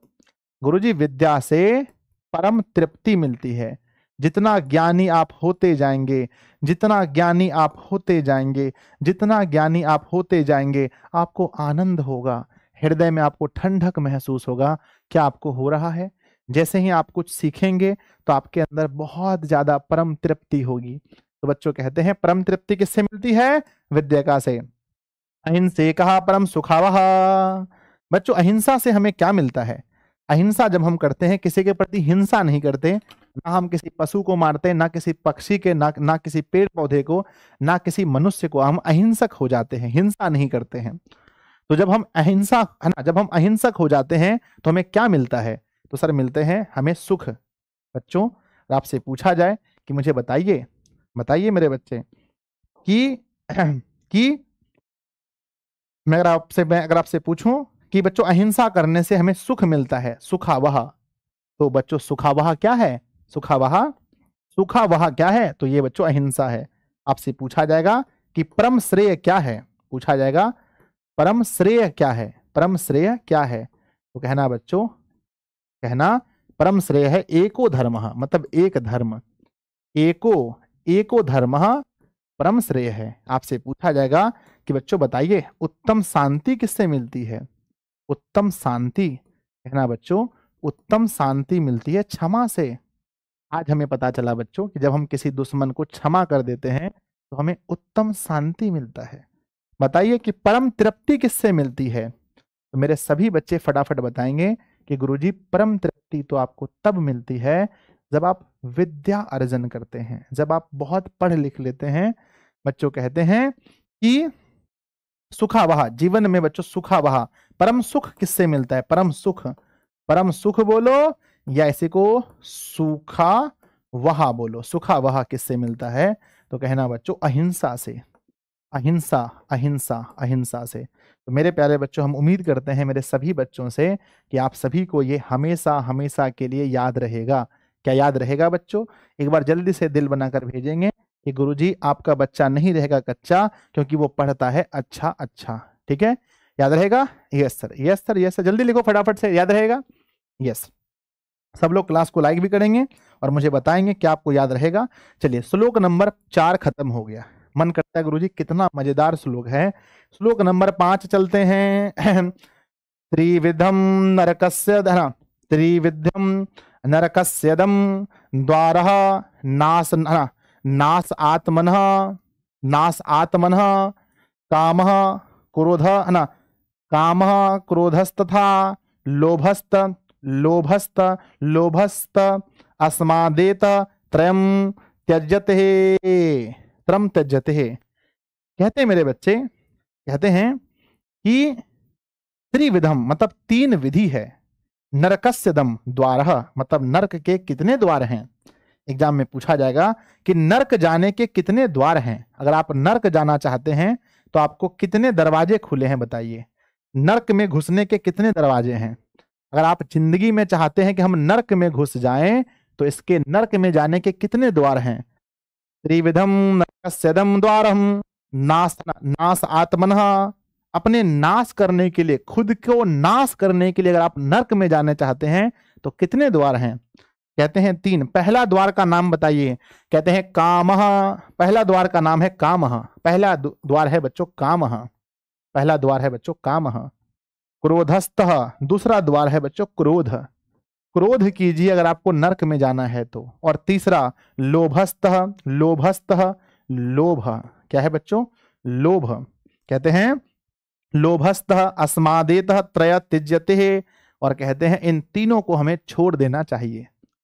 कहते हैं हमें तीनों को छोड़ देना चाहिए। बच्चों अगर हमें 3 द्वार हैं तो अच्छा ये काम का मतलब क्या है? इस काम का मतलब क्या है? इस काम का मतलब क्या पढ़ाना है? इस काम का मतलब क्या खाना है? इस काम का मतलब क्या क्या कहना चाहते हैं महात्मा विदुर? क्या महात्मा विदुर कहना चाहते हैं कि आप काम करोगे तो सभी किसान नरक में जाएंगे? जितने भी किसान आज खेत में काम कर रहे हैं क्या सभी किसान नरक में चले जाएंगे? नहीं सर, नहीं सर। जितने मजदूर आज काम कर रहे हैं क्या सब नरक में चले जाएंगे? अरे नहीं सर। जितने डॉक्टर आज काम कर रहे हैं, जितने आर्मी वाले भी काम कर रहे हैं, सब चले जाएंगे नरक में? अरे नहीं सर, आप नहीं समझे। काम का मतलब वो काम नहीं है सर। काम का मतलब होता है कामना, काम का मतलब होता है कामना, और कामना को हम लोग बोलते हैं अंग्रेजी में बच्चों सेक्सुअल डिजायर, सेक्सुअल डिजायर। जिसके अंदर में जो बच्चों सेक्सुअल बातें आती हैं, गंदी बातें, गंदी बातें, सेक्सुअल बातें कि भैया ये लड़की तो बहुत गजब है सर, है ना, तो वो चीज जो आप कहते हैं वो गलत चीज है। कामना जो आपके अंदर है, तो जो भी इंसान ऐसा कर रहा है उसके लिए दरवाजा खुल गया है। किसका? अरे खुल गया भैया, खुल गया, नरक का दरवाजा खुल गया। क्रोध, अगर आप बात बात में गुस्सा करते हैं, हमेशा आप गुस्सा करते हैं, बात बात में गुस्सा करते हैं, भैया खुल गया, दरवाजा खुल गया। किसका? नरक का दरवाजा खुला है। आपको लोभ है, आप बहुत लालची आदमी हैं, 20 टका कहीं देखते हैं कुत्ता की तरह दौड़ जाते हैं कि सर हम ले लेंगे। किसी का सामान रखा हुआ है लेके भाग जाते हैं। आपके अंदर लोभ बहुत आ गया है। आपके अंदर लोभ आ गया। जिस दिन आपके अंदर लोभ आ जाएगा तो आपके लिए खुल गया भैया दरवाजा, खुल गया। कौन सा? नरक के दरवाजे। तो श्लोक नंबर 5 में बताया गया है कि अगर इंसान को अगर बच्चों 3 दरवाजे हैं जो आपको नरक में ले जा सकते हैं। पहला, जब आपके अंदर सेक्सुअल डिजायर आ जाएगा फालतू का। अरे अपनी पत्नी है तो अलग बात है, अब दूसरे के प्रति आपका फालतू सेक्सुअल डिजायर आ रहा है यानी काम, तो आप जाएंगे नरक में। काम, क्रोध और लोभ, ये तीनों को छोड़ दो। और बच्चों कहते हैं कि इन तीनों को हमें त्रयम मतलब तीनों को हमें त्यजते, इन तीनों को त्याग देना चाहिए। तो बच्चों समझ गए? तो एक बार कमेंट बॉक्स में भेजिए कि सर 5वां श्लोक से हमें यह शिक्षा मिला कि हमें अगर 3 चीजों पर कंट्रोल करना चाहिए। पहला काम, क्रोध और लोभ, तभी हम नरक में जाने से बच सकते हैं। नहीं तो भैया खुल गया, भैया दरवाजा खुल गया और तुरंत नरक में धकेल दिए जाओगे। समझ गए? Yes yes yes yes sir. चलो बच्चों आगे बढ़ते हैं। श्लोक नंबर 6। श्लोक नंबर 6 पढ़ते हैं। बहुत प्यारा सा श्लोक है। लिखा गया है षड्दोषा पुरुष है ना, षड्दोषा पुरुषेनेह आत्वया भूति है ना, भूतिम छतः निद्रा तंद्रा भयम क्रोधः आलस्यो दीर्घ सूत्रतः। कहते हैं बच्चों कि षड मतलब होता है 6, दोषा, षड्दोषा पुरुषेण हत है ना, पुरुषेण हात्वया भू है ना, भूतिमी छता। कहते हैं बच्चों कि पुरुष है मतलब पुरुष में, पुरुष यानी नर में। पुरुष मतलब कहने का मतलब यहाँ सिर्फ पुरुष नहीं है, पूरी बच्चों हम कह सकते हैं कि एक पुरुष महिला सबके बारे में बोला गया है कि मेरे बच्चे कि हमारे अंदर कितने प्रकार के दोष हैं। पुरुष के अंदर कितने प्रकार के दोष हैं जो उन्हें हात्व्या मतलब उन्हें मारते हैं। कितने प्रकार के दोष हैं जो हमें जीवन में आगे बढ़ने नहीं देते हैं। तो पूछा जाएगा कि कितने प्रकार के दोष के बारे में महात्मा विदुर कह रहे हैं। तो बच्चों 6 प्रकार के दोष हैं इंसान के अंदर, पुरुष के अंदर, या कह सकते हैं इंसान के अंदर 6 प्रकार के दोष हैं जो हमें हात्व्या, जो हमें मार रहे हैं है ना, भूति मिचता, और जो बच्चों हमें आगे बढ़ने नहीं दे रहे हैं। वो 6 प्रकार के दोष क्या हैं जिसे हमें त्यागना चाहिए? बताओ कौन कौन सा? पहला मेरे बच्चे, इंसान जिसके अंदर बहुत निद्रा मतलब होता है नींद, जिसको बहुत नींद आता है वो जिंदगी में कुछ नहीं कर पाएगा। नंबर दूसरा तंद्रा मतलब कि मेरे बच्चे जिसके अंदर तंद्रा है, तंद्रा मतलब होता है सुस्तीपन, सुस्तीपन। ओ करेंगे रे गोलू, कोचिंग नहीं जाएगा? आज लेट हो गए, आज नहीं जाएंगे, रात ही ना बहुत लेट से सोते थे तो नहीं जाएंगे। इसी को बोलते हैं तंद्रा। तो मेरे बच्चे तंद्रा, तंद्रा जिसके अंदर आ गया यानी सुस्तीपन आ गया, वो भी जीवन में कुछ नहीं कर पाएगा। और तीसरा है मेरे बच्चे भय, जिसके अंदर डर आ जाए, डर, जिसके अंदर डर आ जाएगा जिंदगी में वो भी कुछ नहीं कर पाएगा। मेरे बच्चे भय बोले तो डर वाले कुछ नहीं कर पाएंगे। और क्रोध, जिसको गुस्सा आ गया, जिसको गुस्सा आ रहा है बच्चों, क्रोध मने गुस्सा, वो भी कुछ नहीं कर पाया। और बच्चों ना, और कहते हैं आलस्यु मतलब आलस है। आलस मतलब आप समझिए रहे हैं क्या होता है आलसी वाला, तो आलसी लोग भी कुछ नहीं कर पाते हैं। और मेरे बच्चे दीर्घ सूत्रता मतलब कि देर तक किसी काम को टालने की आदत, देर तक किसी काम को टालने की आदत। आज संजय सर का मैथ पढ़ने वाले हैं, पूरा मन से बच्चों कॉपी निकालें, किताब निकालें, और जैसे बच्चों वहां पर बैठे तो छोड़ते हैं। अभी तो 8 महीना बचा है, पढ़ेंगे आराम से। दीर्घ सूत्रता मतलब होता है देर तक टालने की आदत। तो अब किताब कॉपी उठा के रख दिया, अरे कल पढ़ लेंगे, परसों पढ़ लेंगे। किसी काम को टालने की आदत बच्चों इंसान को आगे बढ़ने नहीं देता है। तो बताइए हमारे जीवन में कौन कौन से रुकावट हैं जो हमें रोकते हैं? बताइए मनुष्य के अंदर कितने प्रकार के दोष हैं? इस श्लोक में बताया गया 6 नंबर श्लोक में 6 दोष के बारे में कहा गया है। क्या आपको याद होगा? सर 6 दोष के बारे में कहा गया है। पहला को बोलते हैं निंद्रा, दूसरा को बोलते हैं तंद्रा, तीसरा को बोलते हैं भय, चौथा को बोलते हैं है ना निंद्रा, तंद्रा, भय, क्रोध, भय, क्रोध, आलस्य, आलस्य, और मेरे बच्चे दीर्घ सूत्रता, दीर्घ सूत्रता। तो ये 6 प्रकार के इंसान के अंदर मेरे बच्चे 6 प्रकार के दोष पाए जाते हैं। निंद्रा, तंद्रा, भय, क्रोध, आलस्य और दीर्घ सूत्रता। तो कितने ऐसे बच्चे हैं जिसको याद हो गया? जल्दी से हाथ उठाओ गुरुदेव। आपका बच्चा नहीं रहेगा कच्चा, क्योंकि पढ़ता है अच्छा। उनको 6 में से 6 याद हो गया, जल्दी बताओ कितने ऐसे बच्चे हैं जिसको 6 में से 6 याद हो गया? कि सर पहला निंद्रा, नींद, तंद्रा मतलब सुस्तीपन, तीसरा निंद्रा, तंद्रा, भय, डर, क्रोध, गुस्सा, आलस्य और दीर्घ सुतरता, देर तक टलने की आदत। ये मनुष्य के अंदर 6 प्रकार के दोष पाए जाते हैं। नरक के द्वार कितने हैं? 3 नरक के द्वार हैं। कितने दोष हैं? 6 प्रकार के दोष हैं। बच्चों चलिए आगे बढ़ते हैं। नेक्स्ट, तो 6ठे नंबर श्लोक में बताया गया है कि इंसान के अंदर 6 प्रकार के दोष हैं जो उसे आगे बढ़ने नहीं देते हैं। सर इसमें एक दोष मुझ में भी है। आपके अंदर कितने दोष हैं? कमेंट बॉक्स में लिखिए कि 6 दोष में आपका कितना दोष है? आपके अंदर कितना दोष है? जल्दी बताओ। आपके अंदर मेरे बच्चे, मेरे अंदर कौन है? मेरे अंदर निंद्रा तो ज्यादा नहीं है, तंद्रा भी नहीं है, भय भी नहीं है, क्रोध भी नहीं है, आलस्य भी नहीं है, ईठो थोड़ा बहुत है। ईठो तो हमरो अंदर है, दीर्घ सूत्रता, कोई चीज टाल देते हैं। अरे होगा भैया। नेक्स्ट 7वां नंबर श्लोक पर चलते हैं। 7वां नंबर, सत्येन रक्षते धर्मो, सत्येन रक्षते धर्मो, विद्या योगेन रक्षते, विद्या योगेन रक्षते। कहते हैं सत्येन धर्मे, है ना, सत्येन रक्षते धर्मो, मतलब बच्चों की सत्य धर्म की रक्षा करता है। एग्जाम में पूछा जाएगा धर्म की रक्षा कौन करता है बताइए, या धर्म की रक्षा किससे होती है? लिखा गया है सत्येन रक्षते धर्मो, यानी धर्म की रक्षा सत्य से होती है। धर्म की रक्षा सत्य से होती है। विद्या योगेन रक्षते। और बच्चों विद्या की रक्षा योगेन, योग मतलब होता है अभ्यास, योग मतलब होता है, योग मने होता है अभ्यास। तो बच्चों अगर आप आज पढ़ लीजिए, आज आप पढ़ लीजिए, अगर आप उसका योग नहीं करेंगे मतलब अभ्यास नहीं करेंगे तो आप भूल जाएंगे।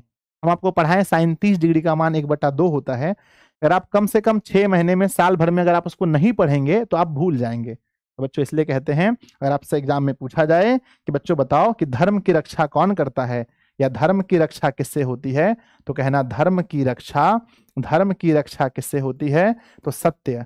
जिस धर्म के लोग सत्य बोलते हैं वो धर्म की रक्षा होती है, बहुत ज्यादा दिन तक वो धर्म चलता है। ठीक है। और बच्चों अगर हम बात करते हैं कि विद्या की रक्षा किससे होती है, तो कहते हैं विद्या की रक्षा मेरे बच्चे योग से होती है। योग बोले तो अभ्यास करने से विद्या की रक्षा होती है। आगे लिखा गया है मृतजया रक्षते, है ना, मृजया रक्षते रूपम, मृजया रक्षते रूप, कुलम वृतेन रक्षते। कहते हैं बच्चों कि मृजया रक्षते रूपम, आपकी जो रूप की रक्षा है, आपकी रूप की जो रक्षा है वो कौन करता है? मृजया। मृजया मतलब होता है बच्चों, मृजया मतलब होता है श्रृंगार। क्या होता है? मृजया मतलब होता है श्रृंगार। अंग्रेजी में मेकअप बोलिए, मेकअप करने से किसकी रक्षा होती है? रूप की रक्षा होती है। ये लड़कियों को बहुत अच्छे से पता है। आटा होता है सादा वाला, मैदा वाला, वो सब भी लगा लीजिए, कुछ भी लगा लीजिए, बहुत गोरी चिकनी दिखती है मेरे बच्चे, उसके लिए बहुत ज्यादा मेहनत करना पड़ता है। लड़के भी, हम लोग भी बहुत करते थे। मैं खुद बच्चों जब 10th क्लास में पढ़ता था तो दीदी का घर में फेयर लवली होता था। क्या था? Fair lovely. और उस समय बहुत, मतलब जब जवानी चढ़ता है ना स्टार्टिंग में 13-14 साल में, तो लगता है कि कितना गोरा हम दिखें कि पूरा दुनिया का नजर हमारे ऊपर में फोकस हो जाए। तो जब हम पढ़ते थे तो हम लोग खुद, मेरे बच्चे, दीदी का जो फेयर लवली था निकाल के चीप के निकाल के लगा करके तब जाते थे और देखते थे कोई देखता है कि नहीं। पसीना चूता था, जैसे हम देखने में एकदम, बचपन से गोरे थे, घमंड कभी नहीं हुआ है, गोरे बहुत थे। आ जाओ। तो बच्चों कहते हैं कि मृजया रक्षते रूपम, तो रूप की रक्षा किससे होती है बताओ? रूप की रक्षा किससे होती है मेरे बच्चे? अगर आपको बना के रखना है अपना रूप, एकदम देखने में ब्यूटीफुल लगना है, तो रूप की रक्षा बताइए किससे होती है?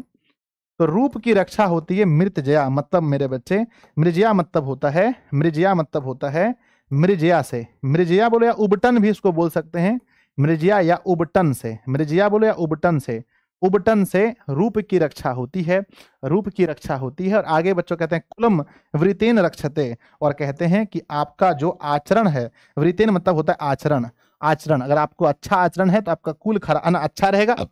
आप देखे होंगे कई बार मेरे बच्चे, आप देखे होंगे कि जो लड़की यहाँ वहां दिन भर घूमती रहती है तो उसके गांव में बुढ़िया लोग बोलती है, दादी लोग, एकरा कुले खराब है, एकरा कुले खराब है, सत्यानाश कर देगी पूरा कुल का, बाप दादा का पगड़ी नीचा कर देगी। तो कुल मतलब समझ गए होंगे कि कुलम वृतेन रक्षते, यानी कि बच्चों आचरण जो है वो कुल की रक्षा करता है। आचरण किसकी रक्षा करता है बताओ? आचरण, अगर आपका आचरण अच्छा है तो आचरण किसकी रक्षा करता है? तो बच्चों आचरण जो होता है वो कुल की रक्षा करता है। या हम सीधा कह सकते हैं कुल की रक्षा कौन करता है?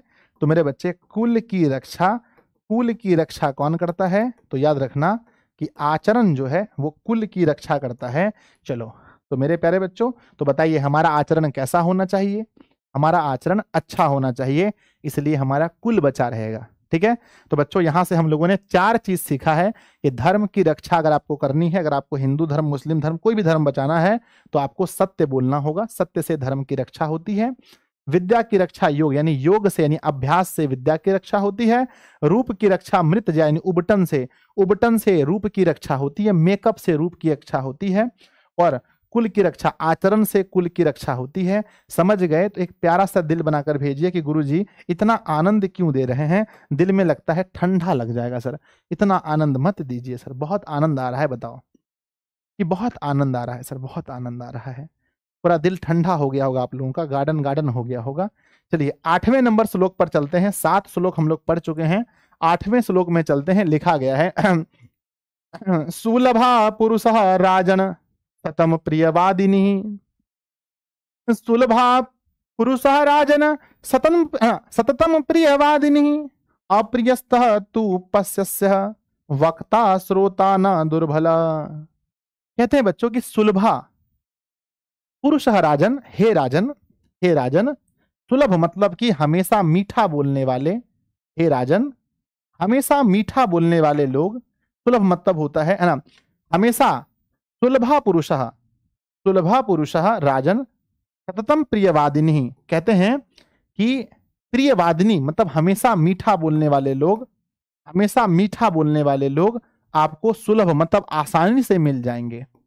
आपको आसानी से कौन मिल जाएंगे? हमेशा मीठा बोलने वाले लोग। भैया क्या विनोद, भैया आप देखने में बहुत स्मार्ट लग रहे हैं, आप तो देखने में लग रहे हैं राजेश खन्ना के जैसा। और कोई लड़की है तो बोलेगी दीदी आप देखने में तो ऐश्वर्या राय लग रहे हैं आज। तो मेरे बच्चे सुलभ बोलने वाले लोग, आपकी बड़ाई करने वाले लोग, हमेशा प्रिय बोलने वाले लोग, जो हमेशा आपकी बड़ाई करेंगे। आप बोले भैया आप पढ़ने में बहुत तेज हैं, आप ही इस बार टॉपर बनिएगा, कोकरो मर्द में इतना दम नहीं है कि आपसे आगे बढ़ पाएगा, आप ही टॉपर बनिएगा। तो आपको ये सुलभ बोलने वाले, आपको प्रिय बोलने वाले, आपको मीठा मीठा बोलने वाले लोग सुलभ हैं, आसानी से मिल जाएंगे। हर गली मोहल्ले में 10 लोग होते हैं, आपके साथ भी होंगे, बोलो हाँ या ना। आप अपने दोस्त में झांक कर देखिए, आपके दोस्त भी ऐसे होंगे जो हमेशा आपकी झूठी प्रशंसा करते होंगे। तो कहते हैं कि हमेशा मीठा बोलने वाले लोग सुलभ हैं, आसानी से आपको मिल जाएंगे। लेकिन कहते हैं अप्रियस्त मतलब आपका बुरा बोलने वाले, तू पश्यस्त वक्ता श्रोता च दुर्लभ, बोलने वाले और सुनने वाले, हमेशा बुरा बोलने वाले और सुनने वाले लोग कम ही मिलेंगे। तो बच्चों अगर आपके जीवन में सिर्फ मीठा लोग रहेगा तो क्या आप अपने आप को बदल पाएंगे? अगर आप इतना ही पढ़ने में तेज हैं, इत्तू सा, और आपका दोस्त बोला तुम तो पढ़ने में बहुत तेज है दोस्त, तो क्या आप फिर मेहनत कभी करेंगे? नहीं सर। तो मेरे बच्चे इसलिए बोलते हैं कि ऐसे लोग जीवन में होना चाहिए जो आपकी बुराई भी करे, आपके बारे में कहे कि अभी इतना क्या पढ़ते हो, इससे कुछ नहीं होने वाला, तब आप और एफर्ट डालेंगे और मेहनत करेंगे। तो बच्चों तो आप मुझे बताइए कैसे लोग सुलभ हैं? सुलभ मतलब जो आसानी से मिल जाए। तो कैसे लोग सुलभ हैं? तो यहां पर बोला गया है कि बच्चों सुलभ लोग कैसे हैं? प्रियवादी, जो प्रियवादी लोग हैं, जो प्रियवादी लोग हैं वो सुलभ हैं। खोजना बहुत आसान है, आसान है। हर गांव मोहल्ले में आपकी बड़ाई करने वाले, झूठी बड़ाई करने वाले बहुत लोग मिलेंगे। हाँ अगर आपके पास पैसा है तब तो आरू लोग मिल जाएगा, भैया आप स्मार्ट लग रहे हैं, भैया आप राजेश खन्ना लग रहे हैं, थोड़ा खर्चा कर दीजिए ना। और मेरे बच्चे कैसे लोग हैं जो मिलना दुर्लभ है? बताओ कैसे लोग हैं जो मिलना दुर्लभ है? तो बच्चों जो लोग अप्रिय हैं, जो अप्रिय बोलते हैं, जो अप्रियवादी लोग हैं, जो अप्रियवादी लोग हैं वो मिलना थोड़ा मुश्किल है। जो आपकी बुराई करेंगे, जो आपकी कमी को बताएंगे, जो आपको जीवन में बेहतर बनाना चाहेंगे, ऐसे दोस्त मिलना बहुत मुश्किल है। मैं आज खुली मतलब मंच पर कह सकता हूँ कि मेरे जीवन में ऐसे दोस्त मुझे मिले बच्चों, जिन्होंने मेरे लिए, है ना, जो मिलना दुर्लभ था, जिन्होंने मेरे लिए हमेशा अप्रिय बोला, हमेशा मुझे बोला कि सर ये कम है। वो बच्चों मनीष सर हैं। कौन है?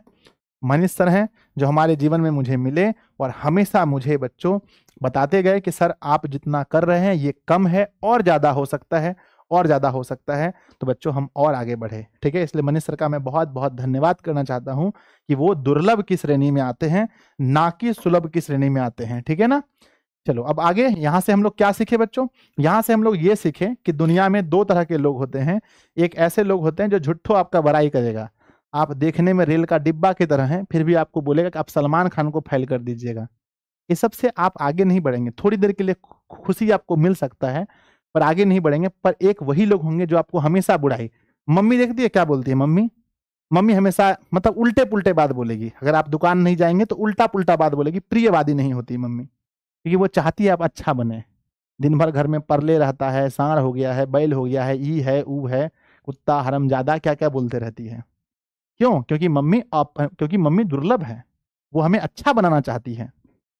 नेक्स्ट, अगला श्लोक है, श्लोक नंबर 9। कहते हैं अकृति विनयो हनति, अकृति विनयो हनति, हंतना हतना हंत्यर्थ पराक्रमः, हनति नित्यम क्षमा, हनति नित्यम क्षमा, क्रोधा क्रोधा क्रोधमाचारो, है ना, क्रोधमाचारो हंत्य लक्षणम। कहते हैं मेरे बच्चे, आकृति विनयो हनति, मतलब जो आकृति होता है, जो आपके बुरे कर्म होते हैं, आकृति मतलब बुरे कर्म, विनय को हनति मतलब मारता है।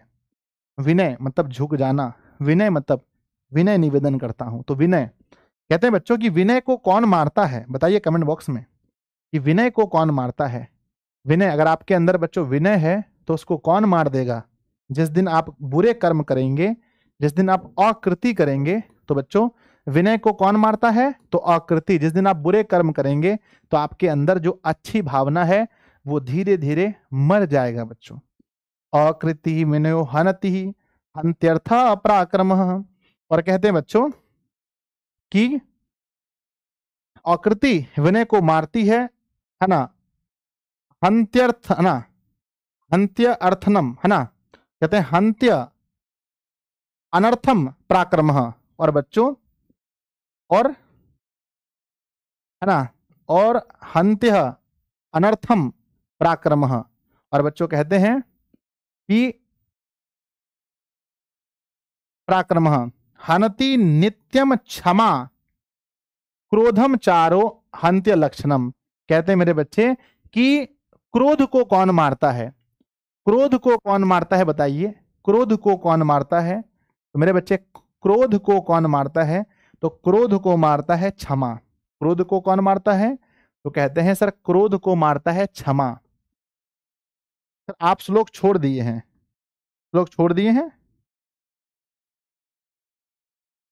अच्छा उल्टा हो गया, अच्छा ठीक है बच्चों, हम कर लेंगे, ठीक।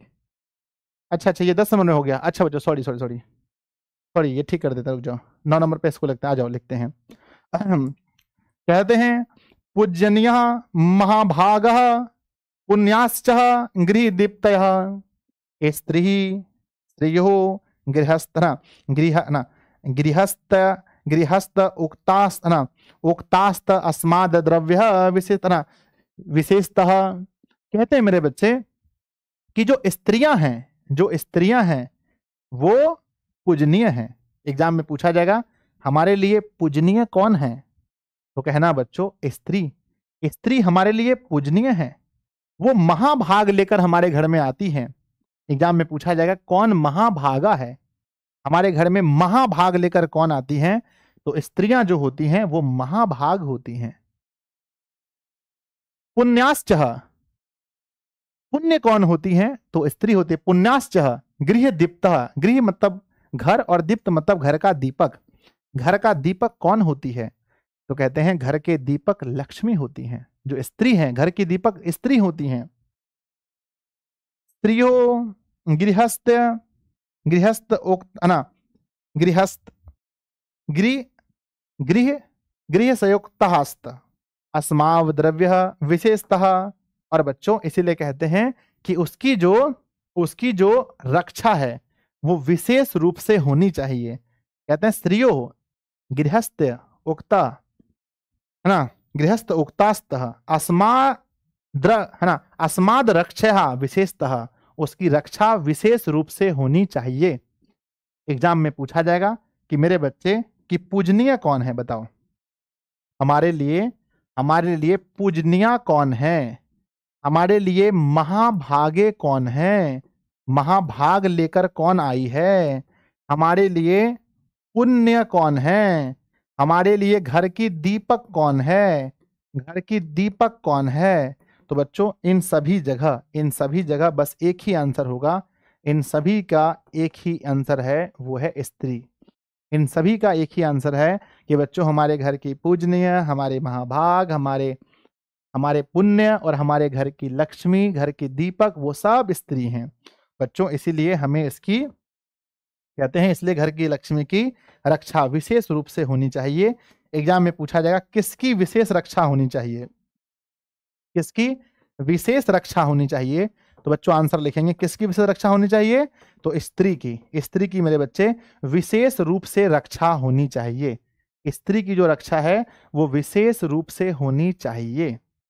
बच्चे ने लिखा है सर जी गलत है सर जी, चैप्टर 7वां चैप्टर में दुख परमात्मा। रे भैया पगला तो नहीं गए जी आप, है जी बताओ, बढ़ जाए आगे, बोलो बढ़ जाए कि सर हम समझ गए। इसमें हमें 10वें ना, ये 9वां नंबर श्लोक है, 9वें नंबर श्लोक में कहा गया है कि स्त्रियां जो है वो पूजनीय हैं, स्त्री महाभाग हैं, स्त्री हमारे लिए पुण्य है, स्त्री घर की दीपक है, इसीलिए इसकी रक्षा विशेष रूप से होनी चाहिए, है ना बच्चों। इसीलिए हम लोग लेडीज को हमेशा विशेष सुरक्षा देते हैं भाई, है ना। आ जाओ, लास्ट है हमारा जो कि 10वां नंबर होगा, ये उल्टा हो गया था, 10वां नंबर यहाँ होना चाहिए। 10वें बच्चों ये लास्ट हमारा श्लोक है जहां लिखा गया है अकृति विनयो हनति। विनय को कौन मारता है, तो विनय को अकृति मारता है, बुरे कर्म, अकृति मतलब बुरे कर्म, है ना। हत्यन अनर्थ पराक्रम, अनर्थ को कौन मारता है, अनर्थ को कौन मारता है बताइए, अनर्थ को कौन मारता है, तो अनर्थ को मारता है पराक्रम। कौन मारता है, अनर्थ को मारता है पराक्रम, है ना। कहते हैं अनर्थ को मारता है पराक्रम, है ना। हंत्य अनर्थ पराक्रम, अनर्थ को पराक्रम मारता है। हनति नित्यम क्षमा, है ना, हनति नित्यम क्षमा, हनति नित्यम क्षमा, क्रोधाश्च हंत्य लक्ष्म। बच्चों कहते हैं कि क्रोध को कौन मारता है, तो क्रोध को मारता है क्षमा, क्रोध को मारता है क्षमा, क्रोध को मारता है क्षमा। चलो तो मेरे बच्चे यहां से एक सवाल और छूट रहा है कि अकृति विनतो हनति हंत्य अनर्थम पराक्रम हनति नित्यम क्षमा क्रोधम, है ना। क्रोधम चारो है ना, हंत्य लक्षणम। ठीक है, तो बच्चों एक छूट रहा है तो हम लोग ऑब्जेक्टिव में कर लेंगे। तो बच्चों क्या याद रहेगा आपको, यहां से आपको ये 3 चीजें याद रहेंगी। यस सर, हमें याद रहेगा ये 3 चीजें कि विनय को कौन मारता है, तो बच्चों विनय को मारता है आकृति, आपके बुरे कर्म। जिस दिन आप बुरे कर्म कर लेंगे तो आपके अंदर का विनय मर जाएगा। बच्चों अनर्थम, अगर अनर्थ होने वाला है तो उसको कौन मारता है, पराक्रम मारता है। ठीक है, कहीं पर अगर अनर्थ काम हो गया, नहीं बोलता अरे भाई तूने अनर्थ कर दिया रे, जो बहुत गलत होता है, तो उसको कैसे मारा जाता है, पराक्रम से, उसका प्रहार करके मारा जाता है।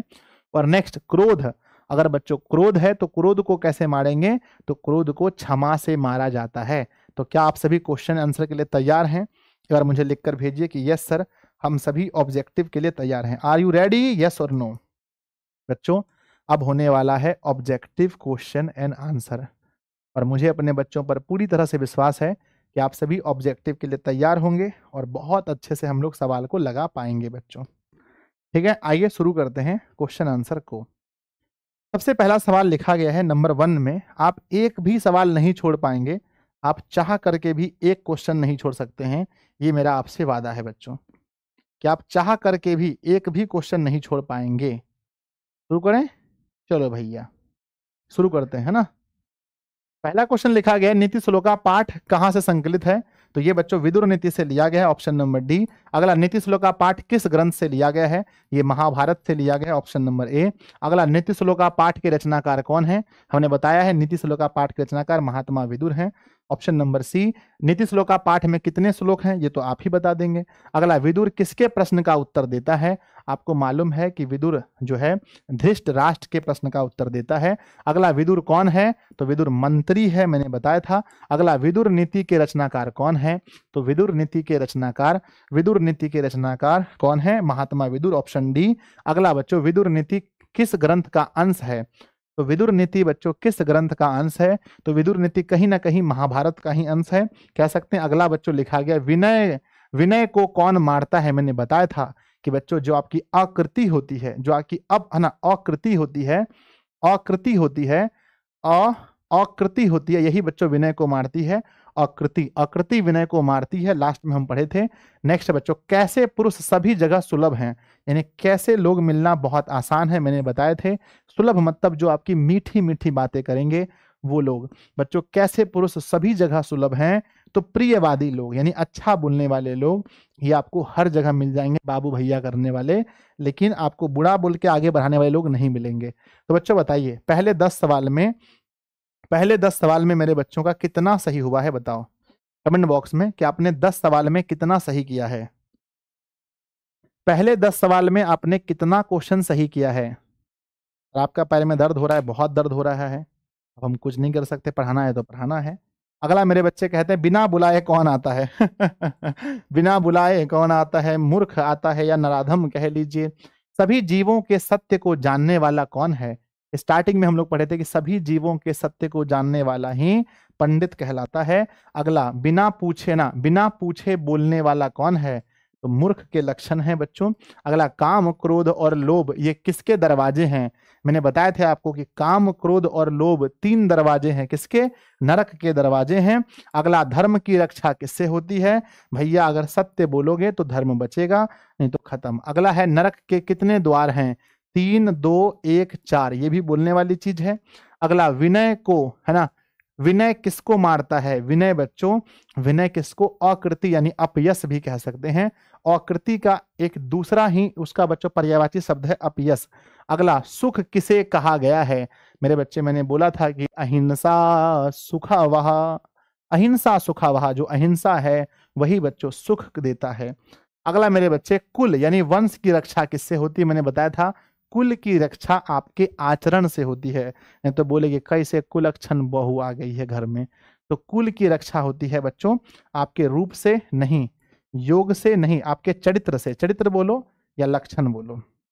अगला कौन सबसे श्रेष्ठ है, एक धर्म परम श्रेष्ठ, एक धर्म परम श्रेष्ठ, धर्म ही परम श्रेष्ठ है, एक धर्म परम श्रेष्ठ, एक धर्म ही परम श्रेष्ठ है। तो मेरे बच्चे बताओ अब 20 सवाल में मेरे बच्चों ने कितना सही किया है कि एको धर्म परम श्रेष्ठ। अगला दोष कितने प्रकार के होते हैं, मैंने आपको बताया है बच्चों कि दोष जो होते हैं, दोष ध्यान दीजिएगा।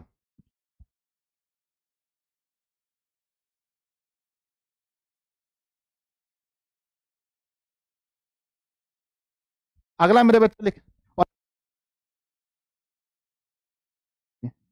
आइए बच्चों तो हमने बोला है कि दोष कितने हैं, तो मनुष्य के अंदर 6 प्रकार के दोष हैं, निंद्रा तंद्रा भय आलस्य क्रोध और दीर्घ सूत्रता, 6 दोष हैं। अगला बच्चों घर की लक्ष्मी कौन है, घर की लक्ष्मी स्त्रियां होती हैं, घर की लक्ष्मी। अगला पराक्रम से किसका नाश होता है, तो पराक्रम अनर्थ का नाश करता है, पराक्रम से अनर्थ का नाश होता है। अगला सुंदर आचरण से किसका नाश होता है, सुंदर आचरण से ना आपके अंदर जो कुलक्षणपन है, कुलक्षणपन का नाश हो जाएगा अगर आप सुंदर आचरण करेंगे तो।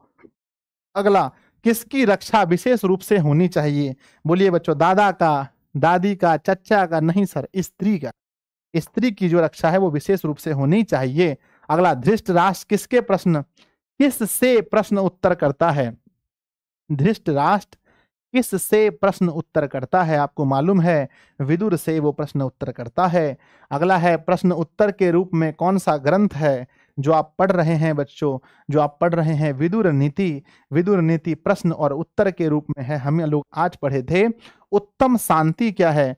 कहते हैं मेरे बच्चे उत्तम शांति क्षमा है। आप किसी को क्षमा करके देखिए, आपको उत्तम शांति मिलेगी। कहते हैं बच्चों, है ना, उत्तम शांति क्षमा में मिलती है, ऑप्शन नंबर बी। अगला है बच्चों, नराधम किस पर विश्वास करता है। कहते हैं कि जो बिना बुलाए जाता है, बिना पूछे बहुत बोलता है, और जो अविश्वासी पर विश्वास करता है वही नराधम कहलाता है। तो है ना, नराधम किस पर विश्वास करता है, तो नराधम बच्चों अविश्वासी पर विश्वास करता है। अगला क्वेश्चन है, विद्या की रक्षा किससे होती है। कहते हैं विद्या की रक्षा अभ्यास से होती है, रूप की रक्षा मृतजया या उबटन से होती है, धर्म की रक्षा सत्य से होती है। मेरे बच्चे तो कहेंगे सर विद्या की रक्षा योग यानी अभ्यास से होती है, प्रैक्टिस से। मेरे बच्चे बताओ 30 सवाल में मेरे प्यारे प्यारे बच्चों ने 30 सवाल में कितना सही किया है आप लोगों ने। 30 में से 30 आंसर सही होना चाहिए। मुझे पूरा पूरा भरोसा है अपने बच्चों पर कि आपने 30 में से 30 किया होगा। अगला सवाल है, सभी प्राणियों को जानने वाला क्या कहलाता है, पंडित कहलाता है। अगला क्वेश्चन देखते हैं कि क्षमा किसको मारता है। क्षमा करने से बच्चों आपका क्रोध मर जाता है। जब आप क्षमा करते हैं किसी को, मृतजया यानी उबटन से किसकी रक्षा होती है सर, वही है मेकअप। क्या, हाँ, मृतजया मतलब सिंपली समझो मेकअप। जब हम मेकअप करते हैं तो कौन बचता है, हमारा रूप बच जाता है, देखने में एकदम हीरोइन और हीरो लगते हैं हम लोग। अगला, नीति श्लोका पाठ के आधार पर अविश्वासी पर विश्वास कौन करता है। तो अविश्वासी पर विश्वास कौन करता है, तो जो लोग अधम होते हैं, जो नीच, है ना, जो बोले मैंने कि उत्तम मध्यम और अधम, जो सबसे नीचे के लोग होते हैं, नीच लोग विश्वास करते हैं। अगला है सुखा वह क्या है, अहिंसा सुख वह, अहिंसा सुख वह है बच्चों। अगला है नीति श्लोका पाठ महाभारत के किस पर्व से लिया गया है। हम लोग पढ़े थे कि नीति श्लोका पाठ जो है वो किस पर्व से, उद्योग पर्व से लिया गया है। अगला क्वेश्चन है, महाराज धृष्टराष्ट्र के प्रश्नों का समुचित उत्तर कौन देते हैं। तो महाराज धृष्टराष्ट्र के प्रश्नों का उत्तर महात्मा मंत्री विदुर देते हैं। अगला आता है, अपृष्टो बहुभाषते, अपृष्टो बहुभाषते मतलब बिना पूछे बहुत बोलना। किस पाठ की उक्ति है, यानी किस पाठ का ये लाइन है। तो कहते हैं अपृष्टो बहुभाषते किस पाठ में है, तो नीति श्लोका पाठ में है, ऑप्शन नंबर ए। अगला आता है, परम तृप्ति देने वाली क्या है, किससे हमें परम तृप्ति मिलती है। आपको पता है बच्चों कि विद्या से हमें परम तृप्ति मिलती है, विद्या से परम तृप्ति मिलती है, मैंने बताया था। अगला, अपनी उन्नति चाहने वालों को कितने दोषों को त्याग देना चाहिए। अपनी उन्नति पाने वाले या अपनी उन्नति चाहने वाले इंसान को कितने प्रकार के दोष त्यागना चाहिए सर। निंद्रा तंद्रा भय क्रोध आलस्य दीर्घ सूत्रता, 6 तरह के दोष त्याग देने चाहिए। अगला बच्चों, रूप की रक्षा किससे होती है। हाँ, रूप मतलब वही हीरो बन के रहना है, मृतजया उबटन से होगी। अगला बच्चों, आचार का हनन किससे होता है। तो आचार मतलब होता है आपका व्यवहार का हनन किससे होता है, वो अलक्षण से। खराब लक्षण आप करेंगे तो आपका आचार जो है वो हनन हो जाएगा, यानी आपका जो मर्यादा है, आपकी वैल्यू कम हो जाएगी। अगला क्वेश्चन है मेरे बच्चे, समाप्त हुआ। ये 42 सवाल थे बच्चों पूरे चैप्टर में। प्लीज आप मुझे बताओ कि 42 में मेरे प्यारे प्यारे बच्चों ने कितना क्वेश्चन सही किया। 42 में से 42 में से आपने कितना सही किया है, मुझे कमेंट बॉक्स में लिखिए बहुत फास्टली, क्योंकि अब शुरू होने जा रहा है question bank QB। Question bank बच्चों बहुत जरूरी है, क्वेश्चन बैंक आपको मालूम है बहुत जरूरी है। क्वेश्चन बैंक में देखिए क्या क्या पूछा गया है। पहला सवाल है कि अपनी उन्नति चाहने वालों को कितने तरह के दोष त्यागने चाहिए, ऑप्शन ए 6। घर की शोभा कौन होती है, घर की शोभा स्त्री होती है, घर की लक्ष्मी होती है। सुलभ कौन है, तो कहते हैं सतत प्रियवादी लोग, जो प्रिय बोलने वाले लोग हैं वो सुलभ हैं, सतत प्रियवादी लोग, है ना। नीति श्लोका पाठ में परम श्रेय किसे कहा गया है, एको धर्म परम श्रेय, एको धर्म परम श्रेय, एक धर्म ही है जो परम श्रेय है। अगला, नीति श्लोका पाठ महाभारत के किस पर्व से लिया गया है, तो नीति श्लोका पाठ महाभारत के उद्योग पर्व से लिया गया है। हम लोग जानते हैं विनय किसका नाश करता है, तो मेरे बच्चे विनय जो है हमारे अंदर जो आकृति है, आकृति का नाश विनय करता है। अगला, उत्तम शांति क्या है, कहते हैं बच्चों, है ना, कहते हैं कि क्षमा हमें उत्तम शांति देता है। अगला अपृष्टो बहुभास्ते किस पाठ से लिया गया है? तो बच्चों नीति श्लोका पाठ से लिया गया है। अगला है परम तृप्ति देने वाली क्या है? तो विद्या हमें परम तृप्ति देती है, ऑप्शन ए। अगला नीति श्लोका पाठ किस ग्रंथ से लिया गया है? तो बच्चों विदुर नीति से लिया गया है। अगला क्वेश्चन है रूप की रक्षा किससे होती है? भैया उबटन से। मेकअप कीजिए तब आपका रूप बचा रहेगा। महाराज धृतराष्ट्र के प्रश्नों का उत्तर कौन देते हैं? महाराज धृतराष्ट्र के प्रश्नों का उत्तर मंत्री विदुर देते हैं, ऑप्शन ए। परपीड़न किसके लिए होता है? तो परपीड़न बच्चों हमेशा पाप के लिए होता है। याद रखना, ये एक्स्ट्रा क्वेश्चन टाइप का यहाँ पर है कि परपीड़न किसके लिए होता है? तो परपीड़न हमेशा पाप नाश के लिए होता है। अगला नरक के कितने द्वार हैं? बच्चों नरक के 3 द्वार हैं, काम, क्रोध और लोभ। बिना बुलाए कौन आते हैं? मूर्ख लोग बिना बुलाए आते हैं। विदुर नीति किस ग्रंथ का अंश है? महाभारत का अंश है। धर्म की रक्षा किससे होती है? धर्म की रक्षा सत्य से होती है, ऑप्शन ए। आचार का हनन किससे होता है? तो आचार का हनन यानी आपका व्यवहार खराब कब होता है? जब आप अलक्षण करते हैं, केकरो हाथ पकड़ लिए, केकरो जबरदस्ती गरिया दिए, केकरो घर घुस गए। अगला क्वेश्चन है बच्चों विद्या की रक्षा किससे होती है? तो योग से होती है विद्या की रक्षा। अगला नीति श्लोका पाठ के आधार पर सुख देने वाला क्या है? तो सुख देने वाला अहिंसा है। अहिंसा ही सुख देता है। नीति श्लोका पाठ में कितने श्लोक हैं? तो कुल 10 श्लोक हैं, ऑप्शन नंबर बी। सतत प्रियवादी लोग कैसे हैं? सुलभ हैं, यानी प्रिय बोलने वाले लोग। भैया आप देखने में तो ऋतिक रोशन लगते हैं। मीठा मीठा बात बोलने वाले लोग सुलभ हैं, आसानी से मिल जाएंगे, हर जगह मिल सकते हैं। अनर्थ का नाश कौन करता है? तो पराक्रम से अनर्थ का नाश होता है। मेरे बच्चे खत्म हो गया, बोलो बांके बिहारी लाल की जय। तो मेरे प्यारे बच्चों कैसा लगा आपको ये आज का चैप्टर? कैसा लगा? आपके अंदर कैसी अनुभूति हो रही है? कैसा फीलिंग लग रहा है आपको? मुझे उम्मीद है आपको बहुत मजा आया होगा। आपको लग रहा होगा कि सर ये क्या आनंद दे रहे हैं, आप आनंद दे रहे हैं हंसी मजाक में। सर आप गाना बहुत अच्छा गाते हैं, क्लास खत्म होगा तो एक गाना सुना दीजिएगा सर, रिक्वेस्ट है आपसे। चलो भाई ठीक है, गायक बना दो हमको। अपनी प्रगति चाहने वाले, अपनी प्रगति सब्जेक्टिव, अपनी प्रगति चाहने वाले को क्या करना चाहिए? अपनी प्रगति चाहने वाले को 6 तरह के दोष त्याग दो। अपनी प्रगति चाहने वाले को निंद्रा, तंद्रा, भय, क्रोध, आलस्य और देर से काम करने की आदत त्याग देनी चाहिए। हो जाएगा? यस यस यस गुरुजी, अपना बच्चा नहीं रहेगा कच्चा क्योंकि पढ़ता है वो अच्छा और अच्छा। नेक्स्ट अगला क्वेश्चन है नीति श्लोका पाठ के आधार पर मूर्ख के क्या लक्षण हैं? मूर्ख के 3 लक्षण हैं। नीति श्लोका पाठ में महात्मा विदुर ने मूर्ख मनुष्य के 3 लक्षण बताए हैं। ऐसा व्यक्ति जो बिना बुलाए आता है, बिना पूछे ही अधिक बोलता है और अविश्वासी पर जो विश्वास करता है, ये सभी मूर्ख कहलाते हैं। हो जाएगा? बोलो यस और नो, यस और नो। यस गुरुजी, गर्दा उड़ा देंगे, गर्दा उड़ा देंगे। नगीना डांस हो जाएगा पेपर में, एक भी सवाल नहीं छूट सकता है किसी भी हाल में। अगला सवाल है बच्चों की नीति श्लोका पाठ में नरक के कितने द्वार हैं, उसका नाम बताइए। तो मैंने बोला बच्चों कि नरक के 3 द्वार हैं और उसका नाम दिया गया है काम, क्रोध। काम मतलब सेक्सुअल डिजायर, क्रोध और लोभ 3 होते हैं। अगला नीच मनुष्य कौन है? पठित पाठ के आधार पर बताएं। नीच मनुष्य वही बच्चों जो बिना बुलाए आते हैं, जो बिना बुलाए हुए प्रवेश करता है, बिना पूछे बहुत है ना, बिना पूछे बहुत बोलता है, अविश्वासी पर विश्वास करता है, ऐसा पुरुष ही नीच श्रेणी में आता है। हो जाएगा? बोलो हाँ या ना। सर गर्दा उड़ा देंगे, सर गर्दा उड़ा देंगे। अगला क्वेश्चन है बच्चों कि नीति श्लोका पाठ के आधार पर स्त्रियों की क्या विशेषता है? तो मैंने बोला स्त्रियां घर की लक्ष्मी है, ये पूजनीय तथा महाभागशाली हैं, ये महापुरुषों को जन्म देने वाली हैं, इसलिए स्त्रियों के विशेष रूप से रक्षा होनी चाहिए। लिख देंगे? बोलो हाँ या ना। क्या स्त्रियों के बारे में ये विशेष रूप से आप लिख देंगे?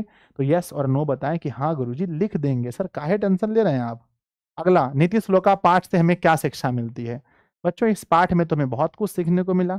इस पाठ में हमें पंडित की परिभाषा, मूर्ख की परिभाषा, इस पाठ में हमें जो स्त्रियों की क्या महत्व है, ये सभी बातें मेरे बच्चे ये हमें इसी चैप्टर में सीखने को मिला है। तो कहते हैं कि बच्चों विदुर नीति से नीति श्लोका पाठ उद्धृत है। इसमें महात्मा विदुर ने मन को शांत करने के लिए कुछ श्लोक हैं लिखे हैं, है ना, कुछ श्लोक हैं लिखे। इन श्लोकों से हमें यह शिक्षा मिलती है कि सांसारिक सुख थोड़ी देर के लिए होता है, लेकिन आध्यात्मिक सुख अस्थायी है। सुंदर आचरण से हम बुरे आचरण को समाप्त कर सकते हैं। और भी बहुत कुछ जो आप इस चैप्टर में पढ़े हैं इसमें ऐड कर सकते हैं। क्या आप लिख दोगे यस और नो? सर 20 नंबर का गलत है, आप मेरे भगवान हैं सर, 20 नंबर में गलत है। हो सकता है हो गया होगा। नेक्स्ट, खत्म हो गया प्यारे बच्चों। कॉन्ग्रेचुलेशन, आपका आधा संस्कृत बुक खत्म हो गया। बधाई नहीं दोगे आप लोग, मुझे बताओ। कॉन्ग्रेचुलेशन, है ना, congratulation, today is celebration. Sir मजा आ गया, मजा आ गया, मजा आ गया सर। ऐसा लग रहा है जैसे आनंद से हमारा दिल झूम झूम उठ रहा है कि सर आज हमारा आधा संस्कृत खत्म हो गया। तो मेरे बच्चे संस्कृत खत्म हो गया, आधा, हाफ संस्कृत। मेरे बच्चे आधा संस्कृत समाप्त हो गया, आधा संस्कृत क्या हो गया, समाप्त हो गया। आधा संस्कृत मेरे बच्चे समाप्त हो गया। आप सभी को बहुत बहुत बधाई हो, आप सभी बधाई के पात्र हैं कि इतने मेहनत से आप लोग बच्चों क्लास को देखते हैं, इतना आप लोग मेहनत करते हैं, है ना। तो जल्दी से आप लोग मेरे बच्चे कमेंट बॉक्स में, है ना, सबसे पहले वीडियो को लाइक कर लीजिए, जितने बच्चे जुड़े हैं सब लोग एक साथ लाइक कर लीजिए, और एक कमेंट बॉक्स में आज कम से कम मेरे बच्चे होने दीजिएगा कमेंट, कम से कम 500 प्लस कमेंट होने चाहिए। आज आप हर बच्चे को कमेंट बॉक्स में लिखना है कि आपको हमसे संस्कृत पढ़कर कैसा लगा, बस यही लिखना है, इसी क्वेश्चन का जवाब देना है कि आपको मुझसे संस्कृत पढ़कर कैसा लगा। अगर आप बच्चों हिंदी पढ़ना चाहते हैं, अभी हिंदी व्याकरण की क्लास है 9:30 में, तो मैं 9:35 PM में आ रहा हूं दिशा हिंदी एंड इंग्लिश क्लासेस पर। तो जो बच्चे ग्रामर पढ़ना है, सभी को पढ़ना है, तो सभी लोग वहां जुड़ेंगे।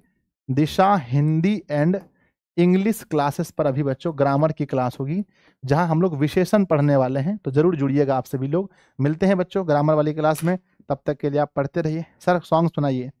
ओ माई मेरी क्या फिक्र तुझे, क्यों आंख से दरिया बहता है, तू कहती थी तेरा चांद हूं मैं, और चांद हमेशा रहता है,